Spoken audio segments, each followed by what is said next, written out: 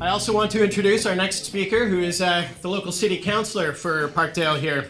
Another person who has been around from the beginning around the War Resistor Support Campaign and has been supporting war resistors. I remember speaking with him on another event just up the street a few years ago. And that's, again, the local city councillor. So please welcome Gord Perks. Yay! Thank you. Thank you, and thank all of you for being here. Look how full this room is. I mean, it's not surprising, of course. In Parkdale, when one of our sisters is in trouble, we get together. We get together and we stand up and we remember that our beautiful sister Kim needs our help. She needs our voices, she needs our love, she needs our courage right now. And she deserves them because she has used her voice and her courage to stand for the kind of world we want.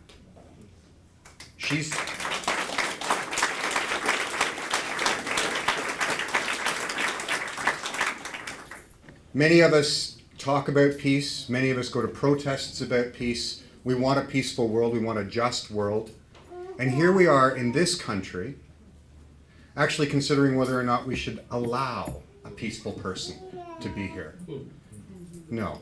We should be recruiting people like Kim to be in Parkdale.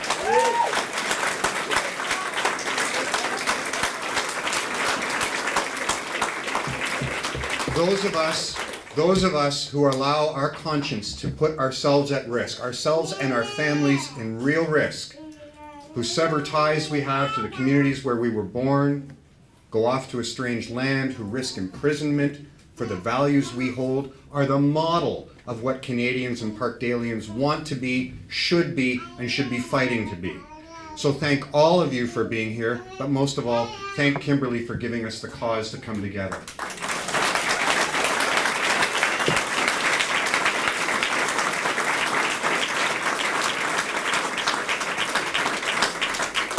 I've never understood why these struggles are so often so difficult. I've never understood why those of us who've grown up and lived in a very peaceful country, who've enjoyed the benefits and wealth that a peaceful society offers, can do anything less but make it our mission to offer that same peace to the rest of the world.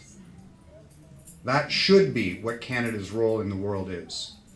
That should be what we think about when we think of the struggles, the horrible struggles, basically over resource control that take place in the Middle East.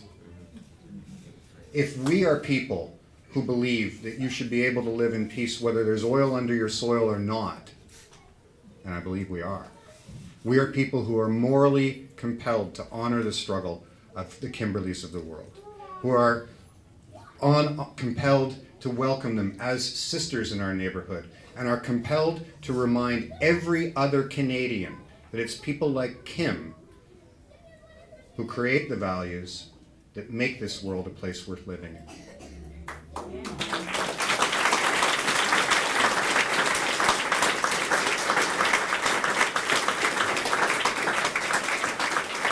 But it is a struggle. It is a struggle to remind each other. We get complacent. We forget how much work it takes, how much struggle, how much solidarity it takes to build a peaceful and just world. We forget from time to time, and others in our community forget.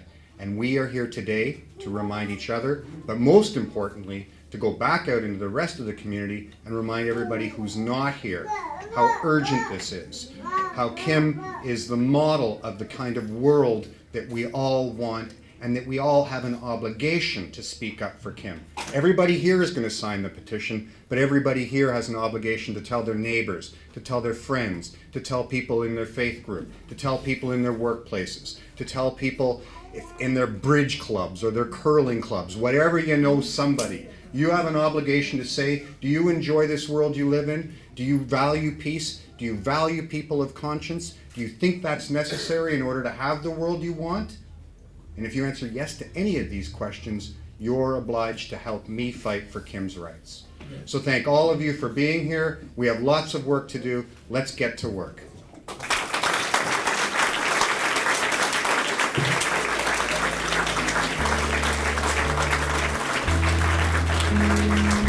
Thank you very much, Gord.